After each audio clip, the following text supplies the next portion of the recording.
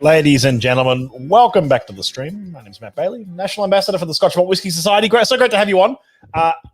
Greetings to all fellow Earthlings, all fellow members, all fellow friends, colleagues, everyone who likes to tune in and have a bit of fun and talk a bit of whiskey. Tonight, I'm talking a bit about two releases coming up in this Friday's Outturn. Of course, this Friday is Outturn Day. I've got a copy of it here somewhere. My desk is a mess, as always, but there we go. As always, Outturn is coming this Friday, the second Friday of the month, not the first Friday this time.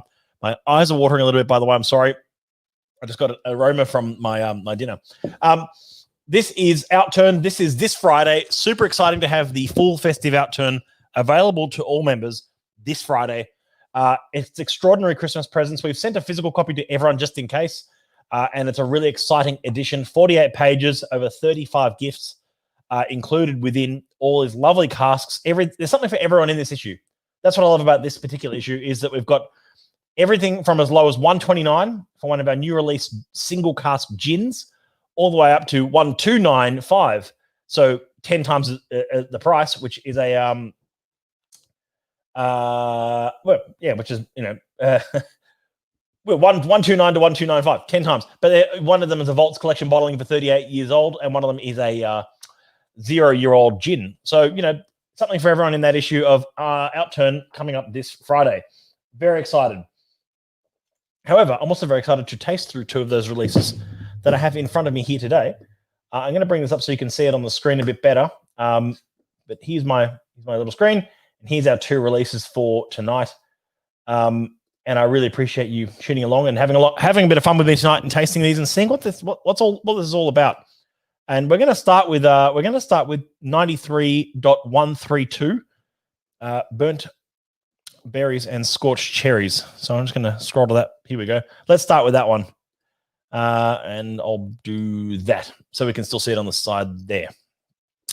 Let me pour a little bit of this for you. See what this is all about. Now, being a double issue, we have two Malt of the Months. We have two Malt of the Months on this one.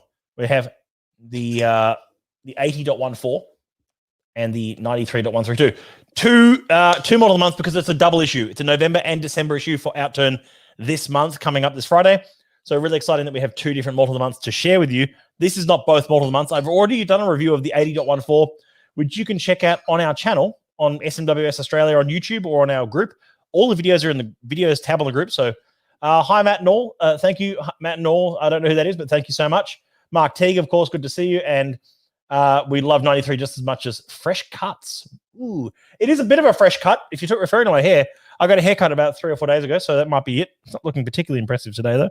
What's going on over here? This side's getting a bit out of whack. Anyway, so what we have are two Malt of the Months this month, November, December. Like I said, go back through our video archive. You can see Malt of the Month 80.14, Maple Mountain, Malt and Spring. I'm going to get the name of that wrong, aren't I? It doesn't matter how many times you try and say it.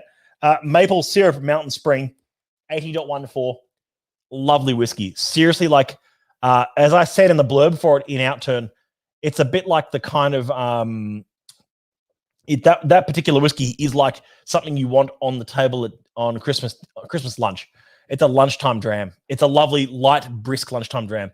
However, these two are a bit more sort of late night drams, I'd say. A bit more peated, a bit more. And we're going to start with, I better turn that around, actually. I don't want to get my glasses mixed up. Okay. I'm going to start with 93.132. Oh, yeah. Now, I've said something about 93s before in the past. I've said that there's two types of 93, in my opinion. Yes, there is a gin this month. Question coming through, sorry. Have a look at on Outturn, and the link is in the description of this video, amongst everywhere else, or on our website. What have we got here? Yeah, there's a gin. Where is it? There it is. If you want to flip to page 37, there's an Irish single cask gin. That's exciting. So yes, there's a gin. There's Vaults collection. There's Malt of the Months. It's one of the most diverse Outturns we've ever released, and it's really exciting. Back to this 93. I'm on 93.132, which I've got up on the screen there, just to your right, my left, whatever. And what it is one of the Malt of the Months: burnt berries and scorched cherries. I'm getting my words mixed up tonight. Okay.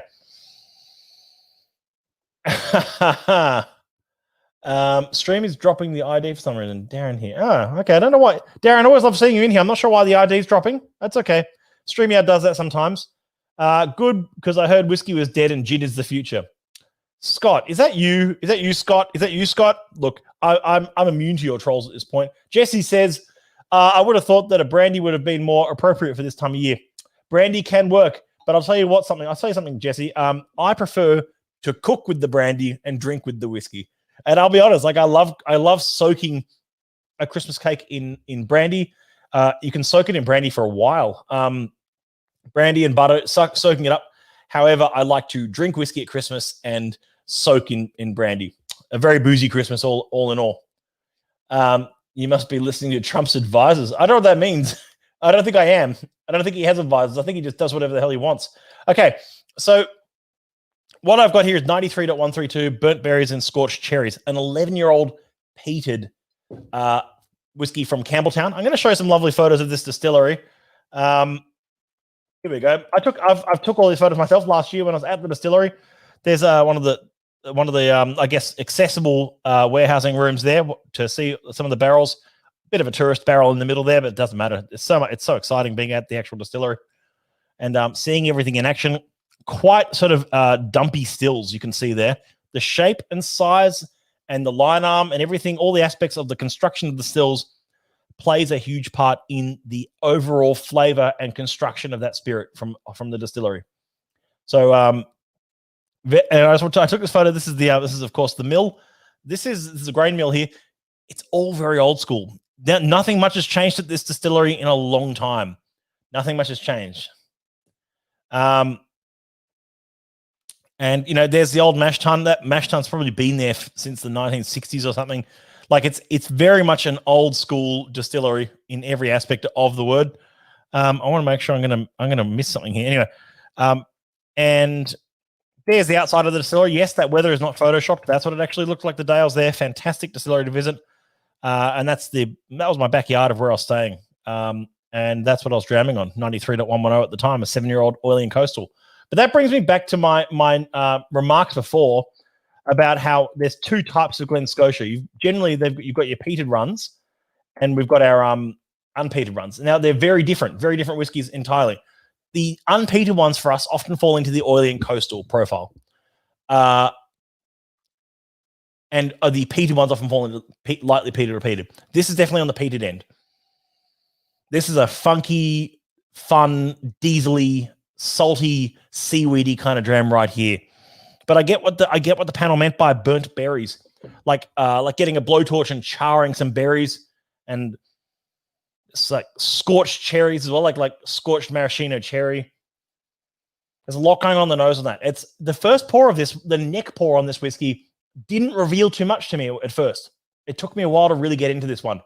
It's now sort of 1/5 of the bottle has been sampled. I've poured this at a few partner bars. I've poured this for a few friends and for a few colleagues and a few members already.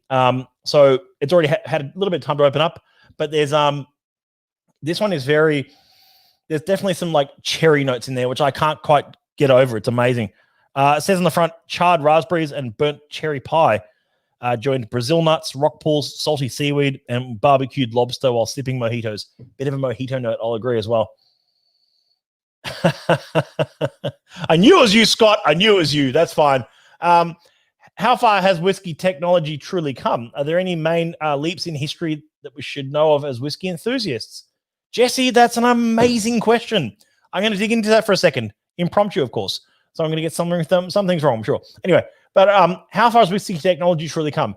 The biggest leaps and bounds in technology for whiskey have certainly been in materials, have certainly been in things like the barley and the cask. To some extent, the filtration, ionization, and treatment of the water has changed a bit as well, which will change the flavor profile. But the size and shape of the stills has generally been unchanged for quite some time.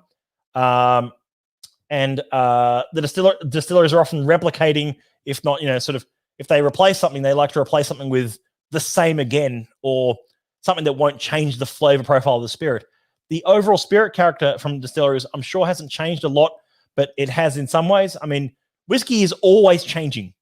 Whether it be from distilleries, whether it be driven by consumer side or from distillery side, if you like. The landscape there is always changing. So what technology has truly changed is mostly the wood supply. The quality and consistency of wood has changed. I'd argue that in many cases, this has become, I guess, a bit more consistent, but less of those sort of like, less air dried staves. So that's going to change. A lot of spirits now are much more are being crafted to a much more heavier style rather than that light, very light sort of like lowland style that was the boom for a long time in Scotch whiskey. So therefore, the technology changes in terms of wood selection and cask selection. And in terms of actual technology at the distilleries, like I say, a lot of distilleries are very old school. This distillery, 93, Glen Scotia, is quite old school distillery, along with distillery 27 on the same area. It's not really, that's not too much changes there, seriously, in a long periods of time. They're still using copper pot stills, and they're still using washbacks, and they're still, yes, sometimes it might be they've upgraded from Siberian wood to metal washbacks and things like that. So yes, the overall sort of little things, adjustments will be made. Whether you could call that technology or just choice of decision to change something, that's another point. But I should do a whole video on that. I really appreciate that question, Jesse. So I'm gonna keep that one in the back of my mind, and I'll formulate more of a response. Mark Teague says, is the other 93.xxx in the Outturn unpeated? Is it is oil and coastal, I think, but wasn't clear from the tasting notes. The other 93, I think you might be referring to the one in the chocolate pack. No, you're not. Wait, 28. I'm missing one. Yeah, there you go. 93.101, that is definitely a oily and coastal. So that's going to be that's an unpeated spirit run. To what extent they clean the stills between peated and unpeated at Glen Scotia, I don't know. That's why even the unpeated ones can be quite murky and still a little bit sort of smoky sometimes, which I love. So I do love the oily and coastal ones, but I also love the peated ones for different reasons. I generally tend towards the oily and coastal ones by a smidge, but this one's really singing to me tonight. I'm getting a real like cherry pie, like smoky cherry pie. I don't feel inclined to add water to that, but I will. I'll do it for you so you can see how it turns out. The palate is lovely. The palate is like actually biting into a cherry pie. Just a drop of water. The proof on that one is 54.4. Doesn't need too much water at that proof. Those lovely mid-50s proofs hold up very well. Mark, but yes, 93.101. That code's also going back a bit, 93.101, because this is a 93.132. So that was some stock which was reacquisitioned, if you like, and now we're able to feature it in an Outturn, which is really exciting. Jesse said, so is it the humble lumberjack that we have to thank for whiskey consistency? Bless you, lumberjacks. You do fine work. Lumberjacks, yeah. Well, cooperages and old school.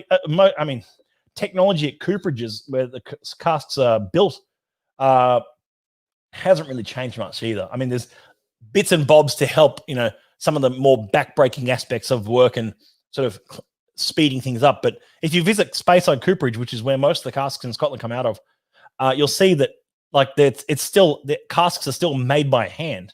So you can thank the coopers. That's an old school tradition. Being a cooper for me is a bit like saying you're a blacksmith or something like that. It's a very old profession, and it's one that's still really useful today. Taxi, yeah, I think someone heard me drop something over here. There are whiskey samples, paper, a hat, some tasting boxes, a workbook. My table at the moment is a nightmare, so I can just fit these bottles on it. Would you say that it's a cherry bomb? I would. I'd say it's a cherry bomb, not a sherry bomb. I'm very careful to use those words. It's not a sherried whiskey either, so it's not going to be a sherry bomb. Being a cooper is like being a trumpet player. I wouldn't go that far. I'd say it's both of them are pretty old school, I guess, in some ways, but then by that logic, what's new school then? Hedge fund bankers and computer programmers. I don't know. What's new school, in comparison? Okay. Look, I think that's a lovely peated drop, and I'm really enjoying it now. I'll be honest, the neck pour, as I say, the first pour out of the bottle, when the bottle hadn't quite opened up yet, it needed a bit of time, but now I'm really enjoying it. It's like I'm just right in the mood for it as well. It's just cutting through. I'm going to leave a bit of that. I added a little bit of water and it's actually done it. Okay, it's done okay. The other one I want to discuss tonight is a premium release in Outturn. Now I need my trusty slideshow back again to show where we're up to, and we're going to go to this whiskey. I'm going to pour a drop of this one now. 29.271, tall, dark, and mysterious. It is a 21-year-old whiskey from a distillery in Islay that basically has no very, very little in the way of actual age-stated whiskies anymore. So the age-stated whiskies we see out of this distillery are like 10 years old. Now, that's not a criticism. I'm just saying that's their strategy for their core range. And you see lots of things like 4 oak and QA oak and sherry oak and PX cask and quarter cask and all these different releases that don't carry an age statement anymore. So I suspect a lot of young whiskey. There's nothing wrong with that. Young whiskey has its time and place, as I know, because I love young casks. I'm a fan of young whiskey. And so that's okay. Just remember this for a second. I'm a fan of young whiskey. I'm generally skeptical of port casks. This whiskey spent its final maturation in a second fill export barrique. Export, so being export, and then barrique, fancy French word for barrel, a French wine barrel. This is... I'm loving that on my phone he has no idea who's commenting. Yeah, but I can see the comments later, so I'll know who it is by that time. Cracking jam, perfect for hog money. Yes, this is Scott Mansfield. You've tasted this. This is tall, dark, and mysterious. This is a special drop indeed. And oh my god. Yeah, see, everyone's giving you away afterwards anyway, Scott. It's fine. So this is a 21-year-old whiskey from Distillery 29, one of the most iconic distilleries in Islay. Now, again, I'm going to avoid saying the distillery name, but I'll let a picture paint 1,000 words of the weather when I was there last year. There I am, and that was me bracing the weather just on the island there. Absolutely monster day. That grey sky doesn't do it justice. It was truly freezing, and the wind was just howling through Islay. Fantastic day, of course, on the island. But of course, that could just be any distillery, or not, or the one else. And I'm wearing the same jacket. That just goes to show how little clothing I buy. It's true, though. I buy some suits and I buy some jackets, and that's it. I mean, a few pairs of trousers. I mean, what more do you need in life? I am not a fashionable person. I fully understand that. I may have actually maybe a different jacket. I think I've got a very similar jacket, but I think I lost that one. I think I left it somewhere in Islay, actually. This is a remarkable whiskey. This is the kind of whiskey that makes you go, it's sedate. It's relaxed. It's a second fill port barrique that's had its final maturation. So it's not like it's had 19 years in ex-bourbon, then 2 years in a fresh fill port cask that's imparted all these extra really strong port flavors, and you lose the spirit character. As I say, whiskey should taste like the spirit to an extent. Let me clarify that. Whiskey should taste like the distillery. It should taste like where it comes from. It should have a sense of origin, in my opinion. And these whiskeys that you see where they're just absolutely pitch black and it's had a sherry cask finish, or it's had full maturation in a sherry butt, and that sherry butt has just overwhelmed the spirit to the point that you could be drinking anything. In fact, you may as well just drink a sherry. Those are the kind of whiskeys I avoid because they don't tell me anything. They don't bring anything new. You get sucked in by color. You go, wow, this is dark. It's dark and rich, but it's not exactly exciting whiskey anymore. It's exciting sherry. You lose that sense of that when it has too much of that extra influence. Look at that color. It's barely darker than normal whiskey. It's kind of just like nicely just rubied slightly. And that way, this case, a short extra maturation in a second fill port cask has elevated that spirit above where it came from, rather than it being something that was fixing something that was wrong. In this case, it was elevating the spirit beyond where it came from, which is unbelievable. And I wanted to dislike this one. I love this one. This is something really special. I wanted to dislike it because like I said, I'm skeptical of port casks in any whiskey environment, whether it come from Australia, Japan, Scotland, Ireland, whatever. I'm skeptical of port casks. I find they are very hit or miss, mostly miss. This is not a miss for me at all. This is one of the most integrated port cask whiskies I've ever had. The smoke just comes out just a whiff on top. When Islay whiskey gets some age on it, not just Islay whiskey, when any peated whiskey gets some age on it, you lose some of that immediate sort of peat punch, that really hard whiff of often that tobacco smoke punch at the beginning, or the peat brick that slaps you across the face. What you get instead is this old, lovely, sedate-like smoke that is delightful across the palate. The color in this case is correct. Yes, I'll take that. I'll take that comment. And Tall, Dark and Mysterious, amazing. So glad we grabbed on. It snowed the day we were there in between hailstorms. Daz, it's unbelievable. It's such a beautiful part of the world. And I'm so glad you grabbed on as well, because this is something really special. This is seriously like one of those, everything you want in an old Islay whiskey.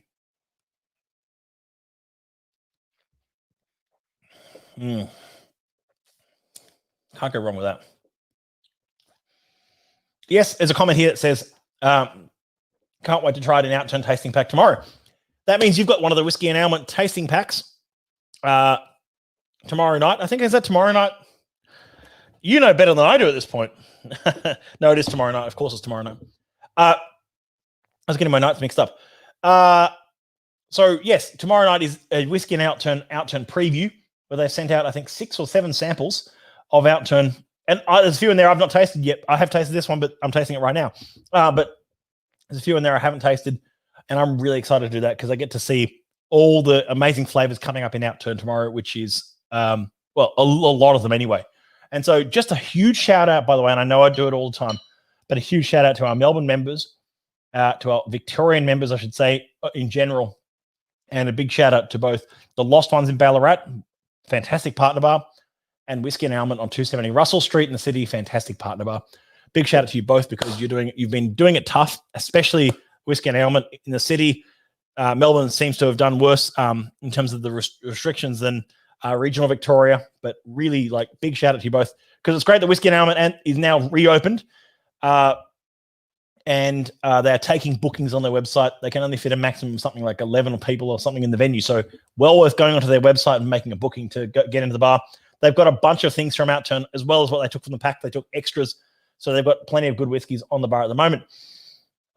Any chance of an SMWS touring service? That's a very good question, Jesse. In years prior, Andrew Durbidge hosted a whiskey tour of Scotland, and has done, I think he did a Tassie one once as well, a long time ago. Yes. I mean, is that what you mean? Yes, we do tours. We just haven't been able to do one this year. Andrew's last one, I think, was 2018. He did a big tour of Scotland in 2018. It may have even been 17 when he did it last. I can't remember. I can't recall. I'm sorry, but it's a very premium tour of Scotland each time he's done it. He's generally done it every 3-ish years or so. Very, very sought after places on those tours. Yeah, so I'm really enjoying this. Like I said, this is a very special drop. I'm going to bring up the bottle of the photo of the what? The photo of the bottle again. Where are we? Here we are. So you can all see it. Like I say, it's just rare to even see spirit of this age from this distillery. It's really rare to see spirit of this age from this distillery. It just doesn't exist, especially not in a cask strength and single cask form. So just to be able to taste that and just go, this is by far one of the more interesting, complex, and exciting Islay whiskies I think I've ever had. And that's really saying something, because I've tasted a lot of 29s that we've put out. In fact, I can quite confidently say when I started at the Society, we're up to about 29.120. So we've seen a good 150 odd casks through since then. So of course, Australia branch doesn't get every single cask and every number, but I've seen a lot of them come through, and it's been a truly fantastic experience. But this one is one of my all-time favorites. I can say that absolutely. It's got this savory note. It's got this Szechuan pepper note. It's got this Lapsang Souchong note. It's got this black tea notes, ground black pepper notes. but just still a tiny bit of sweetness, like a tiny bit of Demerara sugar on top of your coffee. Bit of cocoa, bit of fudge, caramel fudge. Cocoa, caramel, fudge, black tea. There's all these things going on here. It is mysterious whiskey. It's old, it's dark, it's mysterious. It's everything you want out of a 29, especially one with a bit of chutzpah, a bit of grab at the end as well.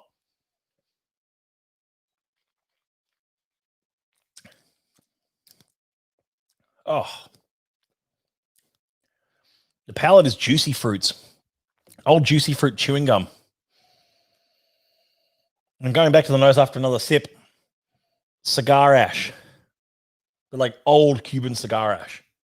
Oh, lovely. Yeah, SMWS Scotland tour. Yes, that's correct. Yes, like I said, Andrew's done that tour in years prior. A fantastic tour, well worth keeping an eye out for when we're allowed to do those kind of things again.